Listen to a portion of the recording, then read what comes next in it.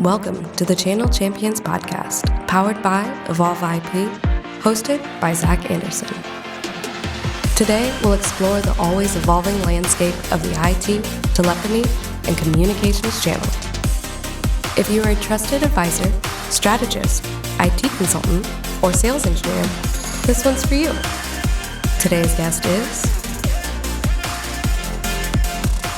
This is the Channel Champions podcast. This is episode 004. I've got my esteemed guests from Cloud Communications Group. Why don't you guys go ahead and introduce yourselves? Keith Hartley, as you say, with Cloud Communications Group. I'm responsible for our sales and marketing efforts, and appreciate you having us on the podcast. Absolutely.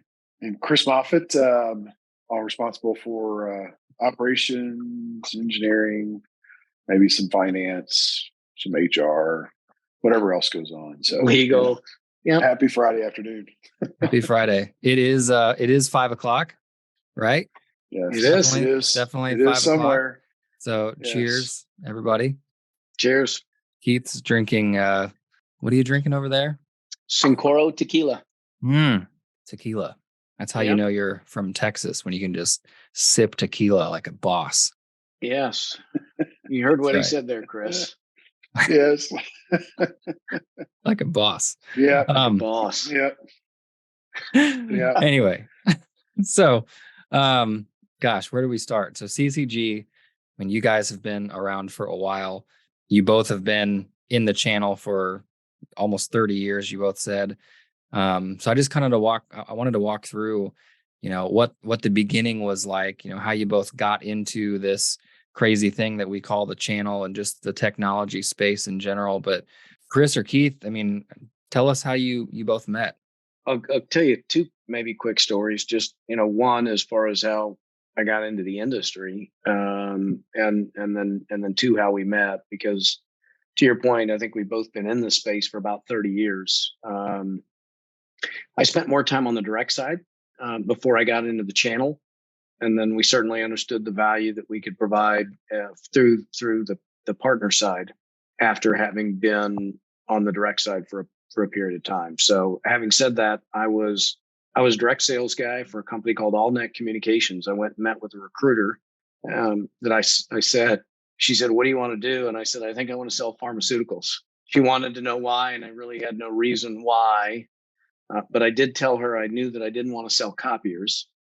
Okay. And little did I know that selling telecom essentially was the same thing, other than the fact that I didn't have to buy a new vehicle. And she said, "I've got just the job for you." So they sent me to interview with AllNet Communications, and I interviewed with a guy that was, wearing the Armani suit in the corner office in downtown Dallas with successful young people all over the place. I thought I had died and gone to heaven. I knew that right then that was where I wanted to work. Did he have the fancy boots too? What are the boots that you guys wear? No, boots are more Fort Worth than Dallas. Okay. I know that's really far. So it's actually I'm just kidding. Worlds apart for sure. Okay. Yeah. Okay. Worlds apart 46 for sure. miles. Okay. Yeah. Okay. And trust me when I tell you, I love my boots, but right out of school anyway, I thought I wanted to climb the corporate ladder. I wanted to be in corporate America. So for me, it was, put on my suit and tie and lace up my wingtips and, go pound the pavement. Get after it. Yeah, absolutely. And Chris, how did you enter the space? Yeah, it was completely by accident. I was working for a hotel at the time, an entry level deal at the front desk, and I happened to be the guy who everybody believed knew the most about computers at the time, which, believe me, was sad. And so they were like, "Here, we're going to upgrade all these computers and these networks. Go figure it out." And I did, and got to know the company that we had hired to do it. Ended up going to work for them. And they were in the space of installing phone systems and voicemail systems at the time, which were separate from the phone system. That's how old I am. And I just kind of went from there. So it was complete accident. And so what year did you guys meet? 1999. 99. Yeah. And if you Yeah. ask me, it was 98. We debate that, but it was somewhere right in there. January of 99. And I know that because I'd worked for a company called, after I had worked in AllNet, went to work for MFS. Mm-hmm. MFS sold to WorldCom, and the principals of MFS went and essentially started two different companies. Jim Crow went and started Level 3. Royce Holland went and started Allegiance Telecom. Allegiance was based here in Dallas, and my boss at the time was the first employee at Allegiance. And so I followed him to Allegiance. So spent some time here, and long story short, went and opened up Houston for Allegiance in January of 99. And somebody had told me that I needed to hire this guy named Chris Moffett. So Chris comes in to interview with me as a sales engineer manager. And I told him, I said, look, this is going to be the shortest interview you've ever had because the job is yours. And I told him, look, you could tell me you build rocket ships for a living, and I don't know the questions to ask to get inside of whether or not you build rocket ships. So I got a couple of conditions, and it was check your ego at the door. It's about building a company. Don't or do whatever it takes in order to allow our people to be successful. And then finally, don't ever make me find out what it is that you do, because if I need to know what you do, then I don't need you. Right. And I said, I see that you got a ring on your finger, so go home and talk to your wife and make sure that this is an environment you want to work in, because I'll fire you just as quickly as I hired you. And best hire I've ever made. I guess so. He's sitting next to you, or the next office over. Yep. So there you go. It's been fun. Yeah, it's worked out. It's 24 years. It's worked out well. So you both came from the supplier side, and I was curious to know, how does one, in this channel space, I mean, how do you make that jump from the supplier side to the technology advisor side? I mean, what gave you the idea to want to go that route, so to speak? I think part of it was, seeing a lot of the folks that had done it before and having a lot of the success that they had. And in some cases, even, they were folks that weren't very successful on the direct side. At the same time, I will tell you, for us, it was hard because we had success and had, positions where you're considered a highly compensated employee. It's a challenge, to make that jump and say you're going to go build it from scratch. But Chris and I, again, I come more from the sales side, Chris from the operations side. We both went to business school, and now said, all right, we know a little bit about finance. So between, anyway, the two of us we understand, how to build a business, and certainly understand different aspects of the business. So after we got out of business school, we said, let's go do it. So having said that, both of us couldn't afford to be without a job at the same time. So I was running down the street, knocking on doors, because that's what I had done when I, first got into this business, in order to try and make ends meet. And I honestly, I only did it for about a year and a half. And then I got a call from the folks at Masergy, who were people that I had worked with at a couple of other companies in the past, that said, hey, it's an equity opportunity, mothball the business and come here and do it. And, while we really did, start to hit our stride at that point, honestly, I was just lonely. I went from, at one point, having almost 1,000 employees to now all of a sudden I'm sitting in an office, I'm not in high demand for sure.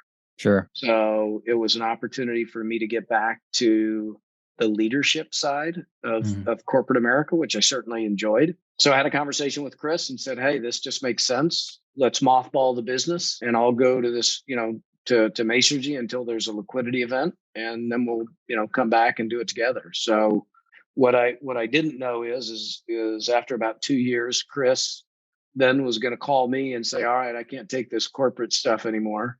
And he said, I want to go run the business. And I'll let him tell you a little bit more about that. But he did that for about 5.5 years or so, 6 years maybe.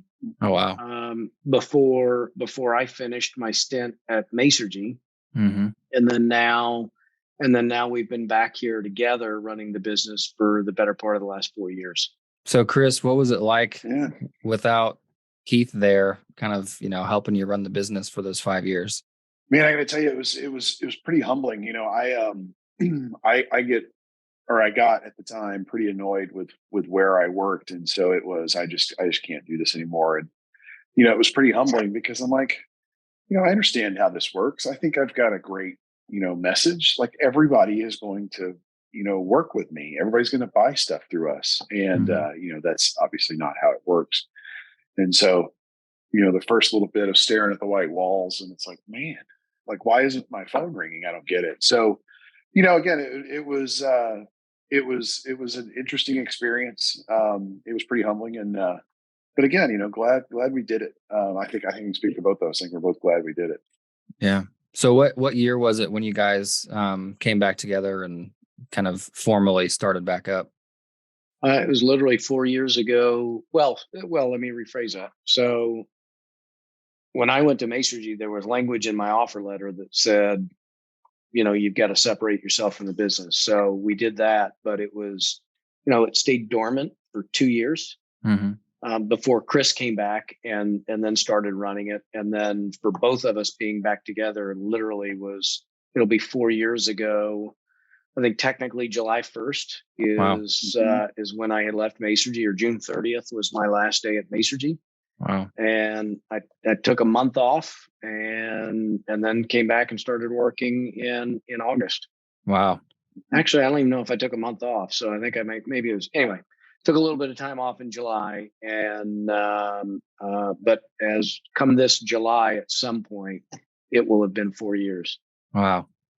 And little did you both know that 9 months later, we would have this, little thing that happened in 2020. Oh gosh, yeah. Yeah. Yeah. Well, and what's really crazy is we had actually worked on a consulting project. I'll spare you the details there, but we spent a lot of time on a consulting project for the end of, I guess it was 2019.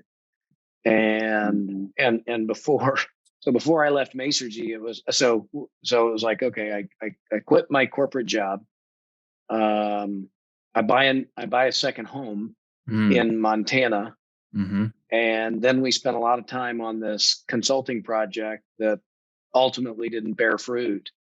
And starting in January of 2020, we've got an empty funnel. And then in March of 2020, actually, take a step back. One of the things that I had done is called some peers in the space that said, all right, what are you doing to build a business? And we had gotten some advice around doing events, and we organized an event to do with contact centers. Okay. And it was to be at SMU, and we had Genesis and Five9 and NICE and TalkDesk. Sure. They were all going to be on a panel, and that was going to be our coming out party, if you will. Wow. And to your point, the world shuts down, about a week before we were supposed to do the event. Oh, geez. So yeah, it was scary. Yeah. But at the same time, I think it gave us the, kick in the pants that we needed to get out there and cold call again. Right. In order to allow us to build the business. And, we've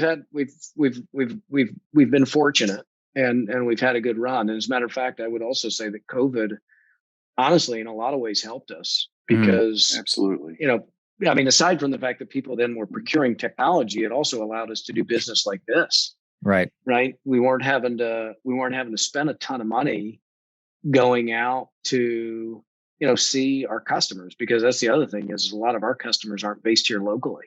Right. So, and it became a standard way to do business, here over a video connection versus having to get on a plane, right, and spend money that, quite frankly, we might not have had at that time. Sure. So anyway, so yeah, it's been a really good run. I think both of us feel blessed that we've been doing it and having an opportunity to do it here together. Yeah. So 2019, you guys are officially restarting CCG. Sure. At that time, did you have, I don't want to say a commitment to, but did you have relationships with some of the TSDs at that time? Or did you, what was the process there for sort of your go to market at that time? Well, so when I had started the business, at least to my knowledge, there was really only one game in town when I first started, and so I think Chris really just kind of maintained that relationship. Who was that with? And it was with Intelisys. Okay, got it. Nice. So and then we diversified once I came back. Just really because it's like, all right, if we're gonna use tools or leverage resources, then let's make sure that they get a return on that investment. So and anyway, we've got relationships with multiple different masters, and all of them treat us very well. That's great. And so I'm always curious to know, just because I'm more on the supplier side, but as a technology advisor, I mean, how critical are those relationships with the TSDs? I guess back then, I guess you could go back to 2019, but then also today. I mean, how critical was that, or with regards to your success and what you were doing at the time? I would say they're critical for sure. I think different people use them for different things. Interesting. Okay. Just case in point, when we first started the business, I thought, again, let me make sure that I leverage a master for contracts that I didn't have. Okay. And I felt like, hey, I've got relationships with a lot of folks in this space that would allow me to go ahead and get direct contracts, and it did. But it's difficult to keep up with those contracts. And then when one company sells to another and sells to another and sells to another, it potentially leaves you exposed. Yeah. So so that said, for us, the master relationships are critical because they have provided us with a tremendous amount of protection. Obviously gives us access to tools and Sure. and a portfolio that we wouldn't otherwise be able to have. Sure. And certainly expertise, and then obviously compensation, et cetera, et cetera.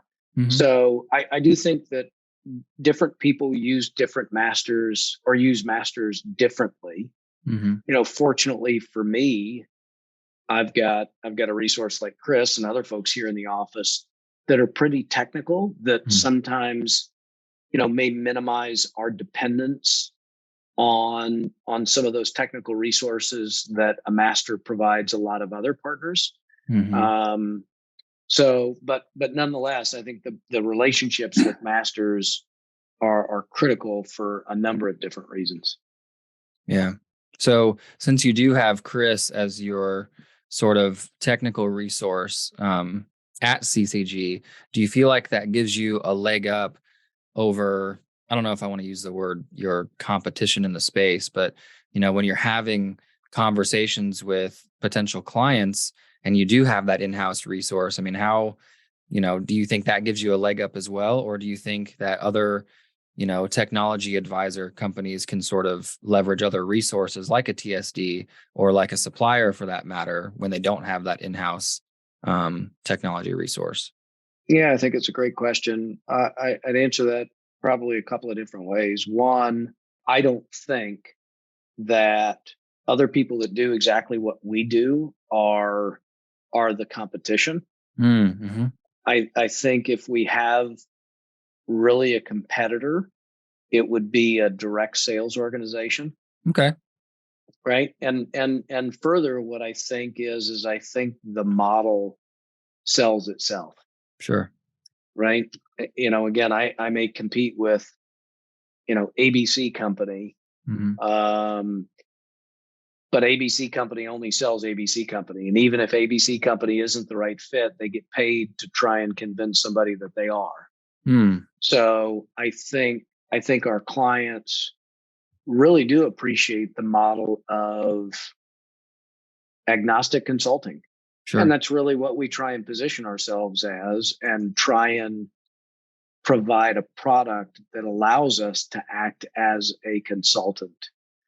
But honestly, we don't come across many folks, many other, let's say trusted advisors in the opportunities that we're involved with. Interesting. So I know that will continue to change, or at least I believe that will continue to change, just because I believe that this space is becoming more attractive. Yeah. And continues to provide value that allows us to go up market. I think there's certainly been an evolution in the channel. And I think for a long period of time, you had, for lack of a better way to put it, just circuit slingers that were out there selling a price. Right. And now what you have is you've got sophisticated sales organizations that really understand the technology and do treat it like a consulting engagement, whereby they do provide consulting on the evaluation side and provide support in implementation, and then an ongoing relationship through lifecycle management, which justifies a customer wanting to do business then with said trusted advisor. Yeah, it's truly a partner for the client, for a long, long, long time. And in many cases still, other companies that in our industry, they treated everything transactionally. They would sell something, they may help you get it implemented, but then they've got to move on, and they're going chasing the next win. And we absolutely stay involved. And so to that point, it's why, again, I don't think, I agree with Keith. We don't see a lot of those, maybe on paper competitors. We don't look at them that way. That's interesting. Well, I think too. Yeah. No, I was just going to add to that. I think part of that too is the space that we're selling into. We've gone from selling, anybody that was buying anything to selling more into what we consider the enterprise space. Maybe it's the small end of the enterprise space. Okay. So that we define as 500 million to 5 billion. And while we certainly have opportunities that fit on the outside of both ends of that spectrum, our focus is in that larger opportunity, in part because it's a bigger mess. And the bigger the mess, the more opportunity that we have to bring value. Do you think it's easier or harder, working in that enterprise, the type of range that you said, versus sort of the small to medium sized business market? I don't know that there's an easy answer, but I can answer it in a couple of ways. I think it is definitely harder for somebody like me, because I'm not a technology guy, and I don't sell technology. I want to look to understand the business and then leverage technology to solve business outcomes. But I think there are plenty of folks like me that sometimes have a challenge, because you have to make sure that you're solving that technology side. Right. I do think, it takes a lot of effort to sell any kind of deal. Sure. So, you'd like to think that, all right, well, then let me go spend that same amount of time to sell a deal on a bigger deal than a smaller deal. And sometimes on the bigger deal, sometimes they have more sophisticated resources, where you don't necessarily have to go through every I and every T to make sure that everybody understands everything, because they have people that have some of that understanding. Yep. By the same token, it's still a challenge to navigate the sales process. And you've got to make sure that you've got the chops that allow you to do so. And whether that's your internal chops or whether that's leveraging the master. But I'll also say that, the buying process, certainly when you're selling into those larger opportunities, there's a lot more people involved. Oh yeah. So you also have to make sure that you are touching all of the decision influencers Right. to, help deliver that outcome. Mm. Yeah, and it's almost and what's interesting about that is just, for us, we talk about that a lot too, is that, I think the smaller organizations, they need more of a larger, they're looking for a more of a resource, whereas the larger companies already have that. And so when you're positioning your company, when you're talking about CCG, I mean, how do you position yourself just across the board? Like when I would say when you're courting a company, a prospective client, how do you position yourselves? And you know, is it ever hard to kind of get across? Because obviously in the channel, we know what a technology advisor company is, right? But end users, I mean, before I came to Evolve, like I didn't know what it meant. So like, why is that even beneficial? But for you guys, do you ever find that that's a challenge that you're having to explain what it is exactly that you're doing and how you're bringing value to them? That was a long question. I'm sorry.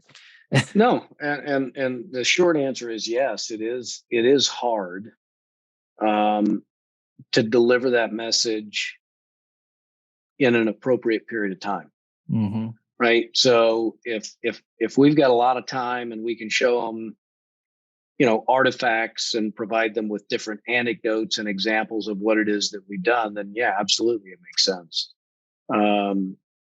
But you've also got all right, kind of what's the catch? Okay, wait a minute. You're going to provide me with this, evaluation and design and engineering work on the front end, and it's not going to cost me anything. And just quite frankly, we do different things. So certainly when we first started going into the business, again, it was sell anything that you can. Right. Then it's all right. Well, we're providing a lot of value. Yeah. And you don't go to the doctor without paying for it. Right. So we've done different things in that regard, but there's no question. It's always a challenge.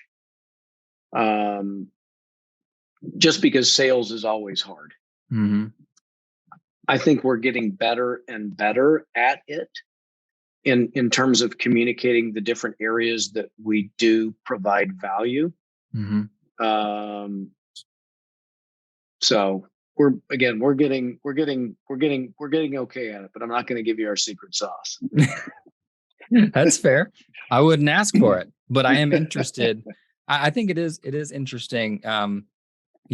I keep bringing up channel partners, just chatting with you guys, but I think what's interesting now is, you say that you're really not competing against these other technology advisor companies, which I think is great. I think that's great just as a channel in general. The more willing that we are to collaborate and communicate, not necessarily share secret sauce, but just, being willing to kind of align and, share in these different opportunities. But it's just interesting to hear you say that, we're not competing against each other. And I think that's really cool. Well, and let me clarify too on the secret sauce piece. I am a big proponent of, a rising tide raises all ships. And when I first got into the space or got back into the space, I reached out to, all of the folks that in this industry. And there were those that were willing to share openly. Mm-hmm. And there were some that weren't. Yeah. So I will tell you, I am, and Chris is certainly willing to do the same thing, but we're willing to share openly what it is that we do, really. Mm-hmm. So, and trust me when I tell you, there is no rocket science behind it. At the end of the day, it's, communicate what it is that you do, then do what you say and follow up and stay engaged. Again, it's really simple stuff where it's almost unbelievable. Right. So, but having said that, it's you also have to have a trained ear as it relates to, okay, here's where we can provide value. Mm-hmm. And I'll also tell you this, there's no question I bring the least amount of value to any of our engagements. And Chris thinks that I joke when I say that because I believe that. And also I certainly understand my place, and I don't, the company does nothing without sales, right? It's, you have to make sure that you get in the door. Mm-hmm. But in terms of all the things that happens from there as it relates to the consulting on any number of different areas really comes from Chris and other folks on the team. Mm. So, and that also does allow us to do well, which then ultimately in turn is great for the customer, because Right. we do a lot with not as many customers. Right. Which allows us to be, boutique and allows us to understand more about their business, which then in turn allows us to provide more value. So, Well, and to add in again, Keith does sell himself short. It's the team that that's put together here. It truly kind of exemplifies that 1 and 1 is more than 2. 1 plus 1 is more than 2. But again, it comes down to listening. And there's an insurance company that I'll give them credit for their slogan. It's we know a thing or two because we've seen a thing or two. Right. Yeah. That's kind of the way this works. Keith has run large sales organizations, so he understands what somebody that's trying to drive revenue for a business is dealing with. Mm-hmm. We have another gentleman here that's been CIO of Fortune 300 companies, so he understands what it's like to have to deal with those kind of things. And so when we come in, we can listen, and it's not, hey, how many servers do you have, or how many widgets do you have over here? It's, so what problems are you guys trying to solve? What are you looking at to grow revenue this year? And Right. how is your customer satisfaction looking? And you can truly become that business partner. And so that's again, it's not necessarily a secret sauce, but I think it's something that does set us apart. Right. So like, depending on, I think that's interesting what you said. So it's hard to say like, okay, you have this problem, that means that you need this solution. So can you, I guess from a technical standpoint, Chris, could you tell me about what your process is when you are hearing these, these pain points, I guess, when you're talking to a prospective client and they're saying these certain things, because in the back of your mind, you got to be thinking about what sort of supplier portfolio that you've got, to access, right? But how do you marry those two things together? Like when you're hearing these pain points, you're like, okay, that means that they need this sort of solution. Yeah, good question. There's a couple of different answers. There are, whether anyone wants to admit it, there are commodity products in our industry, and so depending on the pain point, if it's a commodity product, that's a fairly simple fix. Some of the more complex ones, whether it's in security or whether it's in customer experience, again, we try, I think, in our team together to figure out what they're really after. Mm-hmm. Keith mentioned we went to business school, and one of my favorite things from B school that I still talk about, and I'll give him credit, is a marketing professor at SMU named Bill Dillon. Mm-hmm. He had a saying that was, nobody in the world has ever bought a 1/4-inch drill bit. They're buying a 1/4-inch hole. And, so it's one of those things you try and figure out, all right, what are they actually trying to solve? Because, the things, an example of my network goes down every day. Okay, that's a problem, but there's multiple fixes to that. So it's like, okay, so let's get into, do we know why it goes down? And not just why, but what is it going to need to do in 24 months? You mentioned COVID. I don't know that anybody in 2018 or 2019 was planning for, 90+% of their staff to be working remotely and accessing. So, just things like that. It's truly listening and trying to understand what the business really needs. So when you I would add just one thing though, real quick. Go I ahead. think I do think one other important thing to note though is, you talked about marrying together the products, right? And thinking through that. And we don't necessarily think about it like that. Huh. I think the business organically happens. Hmm. And what we do is what we try and do is, call it servant leadership. Let's do the right thing, right? Yeah. If you can help somebody, help them. Yeah. And if you do, then inevitably what happens is you find all kinds of business opportunities. But if you go in there just looking for how do you marry it up to a product, you miss the bigger picture. And I know that sounds so nuanced, but it's a huge, huge difference. Absolutely. Or makes a huge difference. Anyway, I don't mean to suggest that other people don't do the same thing. Yeah. But it's a huge difference in terms of the impact that it has on the other side of the desk. Yeah. And fortunately, we're now at and again, don't get me wrong, right? Go back to when we first started the business. It was, I'm going to ask you, 3, 4, 5, 10 qualifying questions. And if there's not a buying opportunity right now, I'm out the door. Yep. And now it's all about build a relationship and oh, by the way, build an authentic relationship. Sure. Because the good news is what we do allows us to scale because there's so many different solutions that we can provide. Right. But it's just kind of shifting the paradigm, if you will, in terms of how you approach the end user. Mm-hmm. And I think it has a profound difference. And one thing I want to add to that I thought was pretty neat to see when it happened, and it's happened repeatedly after. But we've had one client who has an issue that's not really in our realm, but we know them enough that we hear about it, and we're like, you know what? We have this other client that I bet they've had something similar. Let's talk to them. And we've actually connected clients of ours that, again, are kind of outside the scope of our expertise, but they were able to help each other in that little ecosystem. And again, it's that, thinking beyond the transaction, and it's a true relationship. So thinking beyond the sale. Yeah. Yeah. And focusing on,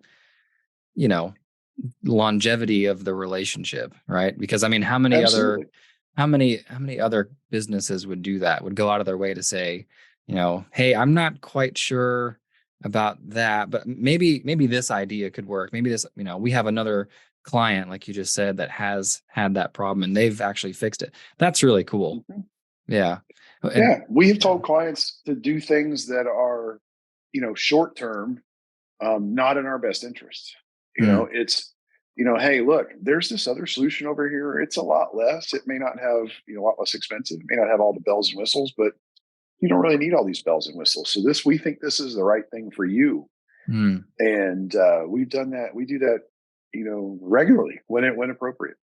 One thing I was going to ask earlier was, when you are in sort of that discovery process, and I mean, let's say, for example, hypothetically, that they have these problems and that multiple providers could fix that problem. So how, what's the process like of bringing in multiple suppliers on, one sort of opportunity? And does that happen often, or has it ever happened to you guys? Or sure, it's happened. Having said that, it doesn't happen a lot. We'll make a recommendation based on the business requirements. And, while we've got a portfolio of 300 providers or what have you, there are only so many that we believe, for one reason or another, fit into the space and the solution that we're trying to deliver. And depending upon, what stack that's in, there are just nuanced differences that say, here's why you need to go with XYZ as opposed to ABC. But when you're talking to both of those companies, it's going to be hard for you to understand those differences, right? Because maybe you're not asking the right questions, but assuming we understand what it is that you're trying to solve, it's typically, not more than a handful of players that are good fits. Having said that, culture is a big thing for us. And we communicate that with our customers is here are people that, may be really good at, delivering XYZ solution, but inevitably something is going to go wrong. Right. And they might not be as good as it relates to servicing those challenges. So having said that, it's always their decision, but we typically have good enough relationships with our customers where they get to the point where it's tell us what we should do. And we're not bringing in multiple different providers. Right. Now we may tell them kind of the selection process. Sorry, Chris. We may tell them kind of our selection process. So if for some reason or another, they, kind of disagree or they feel like we more heavily weighted one thing versus another, they're certainly, open or willing to give us different direction. But we're typically going in pretty hot and heavy with a recommendation. I'm sorry, Chris, what were you going to say? No, and you're spot on. And the only thing I would add for any suppliers and providers that see this is where the TSDs that we talked about earlier and some of those firms, when they can come in, because to Keith's point, it's usually not this is a toss up. Somebody pick the logo colors they like. There's usually a really good reason why somebody is going to be good at this. It's sure. I have this problem I'm trying to solve. I use this CRM system. I use this ITSM. I'm in this geography, whatever it may be. There's somebody that kind of checks that box because that's why, that supplier started. That is where I think suppliers, in some cases, miss the boat a little bit with the TSDs, is getting them to understand those kind of details. Because when we call, somebody and say, hey, I need this, here's XYZ criteria, they should be able to go, yep, that's so and so and so and so. So that's the thing for the suppliers that may hear this. So that's an interesting point, because you said earlier there are some products out there which a lot of suppliers sell that are commoditized. So what's your advice to suppliers that do sell those commoditized products? How do those suppliers make, like, just like you said, if you want to make it easy for the TSDs, tell them exactly where you fit, but because what's your thought there? Yeah, that's a great question. So if it's truly a commodity product, and we all know those out there, be easy to work with. Yeah. We were talking, we try to, make life easy for our clients. That's part of it. If you're, installing internet circuits that probably 55 different companies can do in your geography, wherever you are, be the easiest to work with. Because that is a big, big, big win. Yeah. The less effort that organizations have to spend, the better. So that would be my advice. Be easy to work with and do what you do well. Love that. Keith, were you going to say something? I thought I heard you. No, I was actually just looking at your whiskey glass. Are those mountains on the bottom of them? It is a mountain on the bottom. Yeah. I have similar glasses, or maybe even those exact glasses. Yeah, I like it a lot. It actually, I don't know if it's to measure how much whiskey is in there, but I don't know. I've measured it out like with a shot glass, which is an ounce, and it comes just below the peak of that mountain. So it's kind of like a way to keep myself honest. Yeah, I've got a set that has different mountain ranges. Oh, that's cool. That's not as cool as mine. This is just kind of. No, it is. It's cooler, actually. Oh, okay. Thank you. Well, I find you guys will be much happier when you pay attention to the whiskey and not the glass. But I'm just kidding. Yeah, there you go. There you go. Gosh. So one thing I wanted to ask about earlier was somebody brought up CX, which I think is so interesting now, because it means, in my opinion, I think it means different things to different people. I say people broadly because you've got the technology advisors, you've got customer/end users, you've got the TSDs, right? So what does it mean to you guys? What does CX mean to you? And then I want to follow that up with, what does that mean to your customer? Well, I would say to us, that's a great question. I would say I want our clients to look at us as a addition to their team that they don't want to live without. Okay. And whether that is the IT organization and more of a kind of a tactical infrastructure, or again, in a lot of cases, our engagements are not with IT. It's with customer service. It's with the sales organization. It's with, other business units. So same thing. That's what I would say it means to us. Keith, I don't know what your thought is. I mean, I never, well, I would say it's just getting people what they want, when they want, how they want. Right. So again, just a different way to say the same thing, I think, is, being an asset and a resource for our customers that they can't live without. And I think it's similar to, for customers, you want to work with people that are easy to do business with. You want to work with people that really bring value to you. I was IMing with one of my customers just a minute ago with, all right, what do you have going on this weekend? But we've gotten to that point because we first have added value. Right. Right. I can remember the old days in sales, and they teach you to, build rapport. Yeah. And what was interesting is I was like, people can smell a fake. Oh yeah. Right. There's not rapport really. I mean, don't get me wrong. Right. I mean, let's try and build a little bit of rapport, but let's quickly get down to business.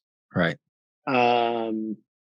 Because again, everything that you're doing, Mr. Customer, has an opportunity cost associated with it. And you talking to me is keeping you from doing something else. Yep. So allow me to quickly determine or provide you with some information to allow you to quickly determine whether or not we can bring value. Sure. And then once you bring value, then you can build the rapport, and anyway, it's a great relationship then.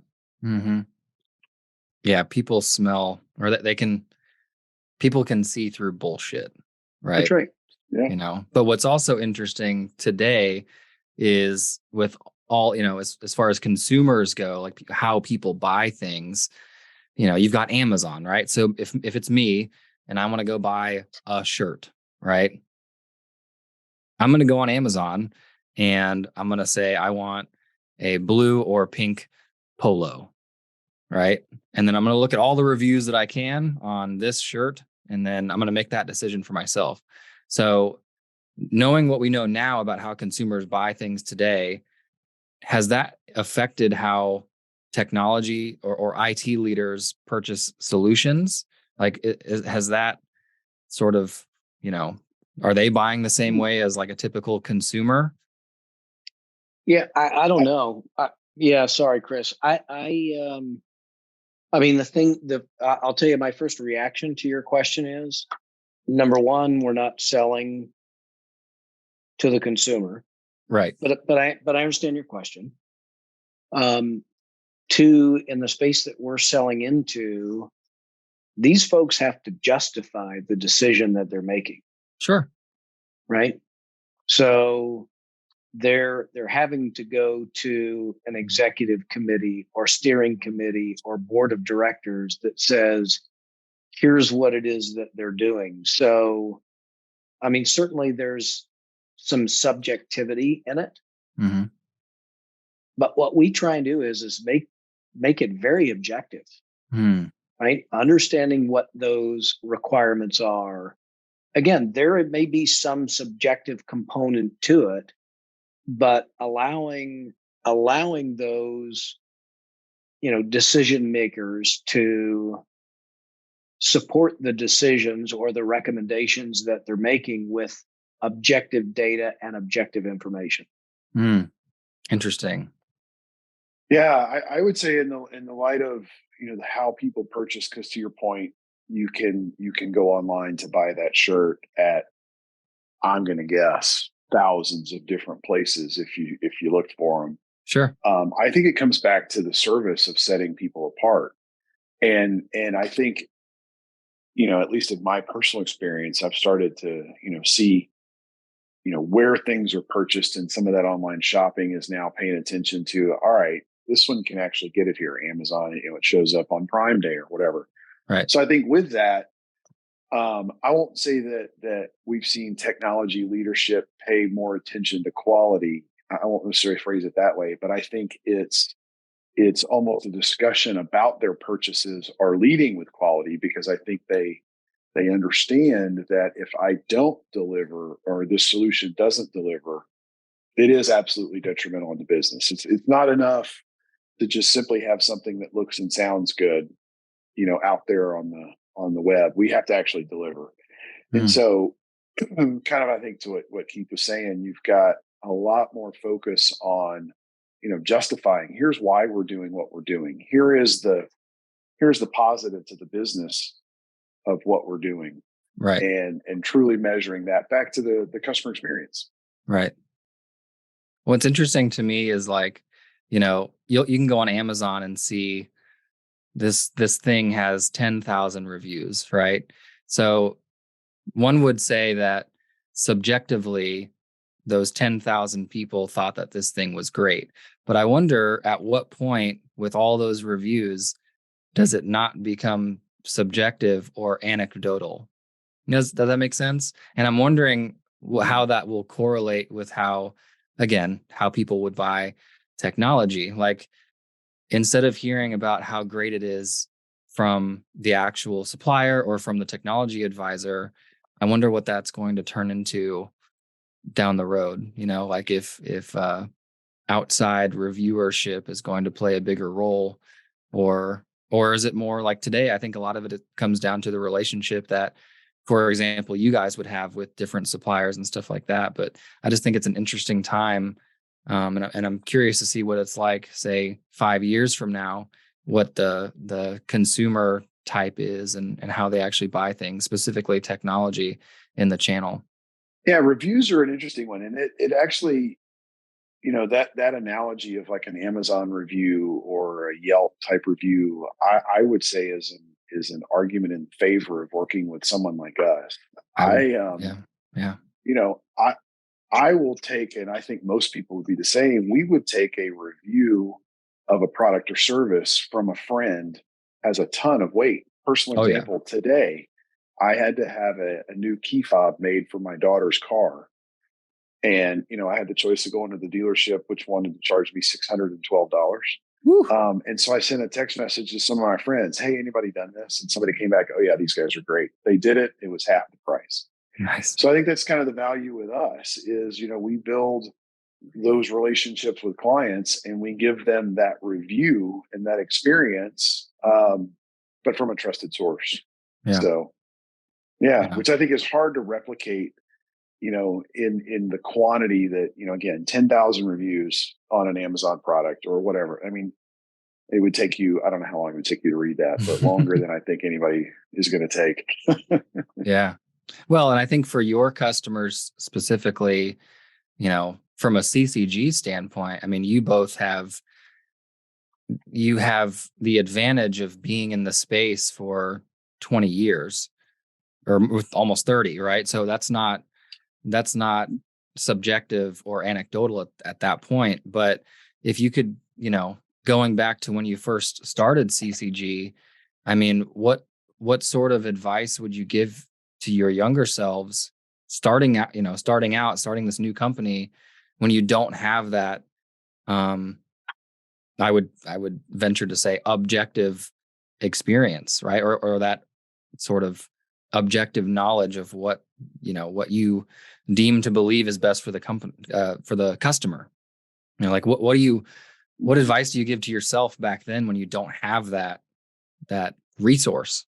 I would say the one thing that, again, I think, I don't know that it would be considered advice, but I would say it's maybe a reinforcement, because I think we're pretty good at it. We're not perfect at it, but the way I think you build that credibility is you do what you say, where you do what you say you're going to do.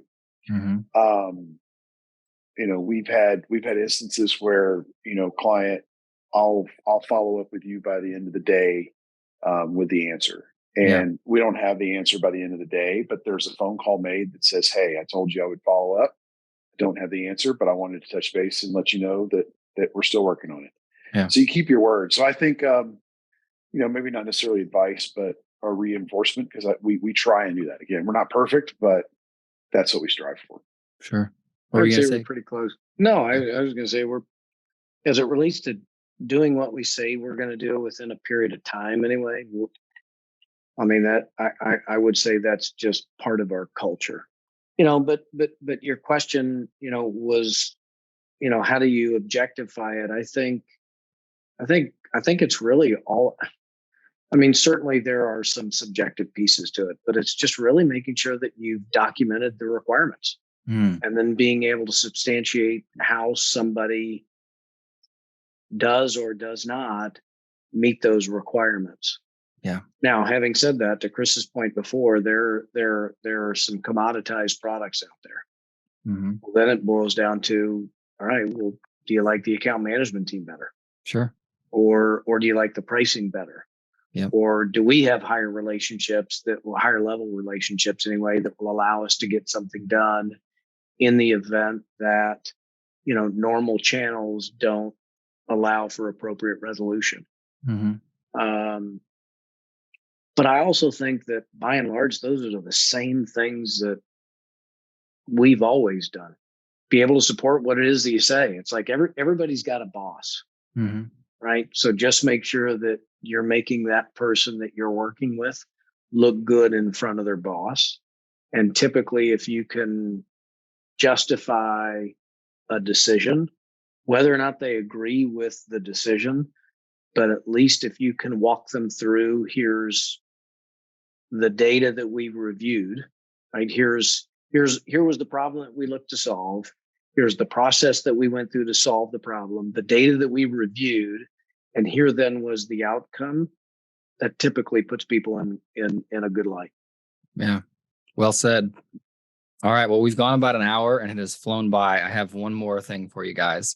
What's it been like working with Evolve IP? And more pointedly, how did you know that Evolve IP was, pick any sort of opportunity, but how did you know that Evolve IP was the right supplier out of all the 300 suppliers in your portfolio? I'll take a crack at that. I think as it relates to being a supplier was honestly was you guys wanting to come by our office. I mean, we're just like the customer. Yeah. Right. You're killed with, emails that are just loading up the inbox, and it's difficult at times to sort through, what's just noise. So one, it was spending some time with somebody in our office to understand a little bit more about what it is that you do. And then on the other side, I think it kind of goes to some of the things that we talked about before as it relates to culture and being entrepreneurial and being easy to work with is, certainly in some cases anyway, you guys are selling some sophisticated products, especially, from a DAS standpoint. And it isn't cookie cutter. Right. Right. It isn't one size fits all. And, it's looking at an opportunity in a way that says, okay, yes, we can do this. Mm-hmm. And yes, we can scale with the customer, right? As opposed to essentially just doing a one-off that then breaks when somebody calls, service, right? Yeah. Or they can't, track it once it gets to somebody outside of the sales organization. Mm-hmm. But it's having been willing to look at opportunities in a way that says, yes, this makes sense. Yes, we can provide appropriate service, and certainly, we can make money. those are companies that we like doing business with, is because not everything is always right down the middle of the fairway. Right. And typically with the opportunities that we are selling to, it's not just right down the middle of the fairway. Whether it's special contract terms or something, there's something that's a little bit unique. And you guys have, certainly supported the endeavor there. And don't get me wrong, because again, we come from the service provider side. We're not wasting anybody's time, right? Mm-hmm. At least we think it makes sense in the event that we're bringing it to you. Right. But I think culturally, your willingness to look at it like that, and then secondarily, our relationships at the level that allows, them to look at it from an outside the box standpoint has been, certainly beneficial to the relationship. That's great. Chris, anything you'd add there? Yeah, I absolutely agree. Just, the willingness to get in and, all right, let's figure out how we can, get that client that 1/4 inch hole versus selling them a 1/4 inch drill bit. Well said. Well, gents, it's been great. I guess for those that want to check you guys out, I mean, are you on LinkedIn? How can people find you? Yeah, both of us are certainly on LinkedIn.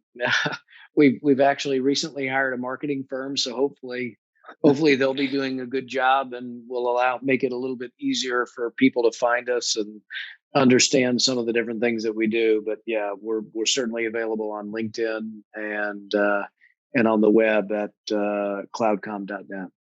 Excellent. All right. Any events coming up that you guys are going to be at? Huge one, actually. Oh, yeah. Okay. It's our internal event. We're hosting a technology leadership summit down at Lajitas, which is it's a unique place down on the Texas-Mexico border. And it's really just an opportunity to build relationships with a handful of IT leaders that we're bringing down there. Certainly we've got some content that we're covering with them, but it's also a laid back agenda that allows us appropriate time to build relationships and, over a 2.5 day period. So it's going to be fun. We'll keep you posted. That's great. Well, I can't wait to see pictures. Yep. Thank you both so much. I appreciate you coming on, and I have to do this again. This was fun. I appreciate it. Awesome. Thank you. Same. Cool. Appreciate the time. Absolutely. That's a wrap on this episode of the Channel Champions podcast. You can find this and all our episodes on Apple, Spotify, YouTube, or your favorite streaming platforms. If you have any suggestions for future episodes, guests, or topics, please reach out to us. We appreciate you coming along with us on this journey and hope you'll be back for the next episode. Until then, stay tuned, stay connected, and stay inspired.